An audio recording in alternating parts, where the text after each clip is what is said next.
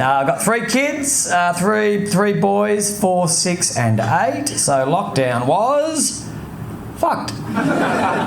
And one thing that really surprised my wife and I during lockdown is just how quickly our standards of parenting dropped. I remember the very first day of the very first lockdown. You all remember it. Day 1, first lockdown. My wife and I were like, okay, no iPads. That's a strict rule. We're not going to have our kids sitting around all locked down staring at iPads. It's not going to happen.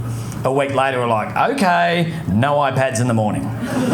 When they've done their homeschooling, they can have a bit of iPad time in the afternoon as a bit of a reward. I think that's fair.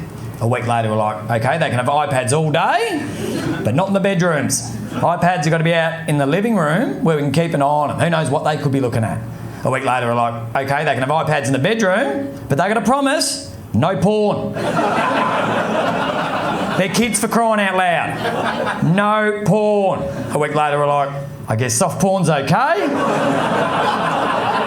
I mean, you virtually see that shit on TV these days. But no hardcore porn. Not happening. A week later, we're like, they can have hardcore porn.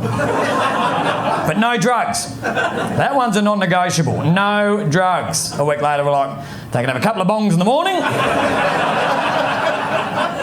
Just a little something to take the edge off before homeschooling starts. But no hard drugs. They're 4, 6 and 8 for fuck's sake. A week later, we're like, they can have bongs during the week. Methamphetamines on the weekends.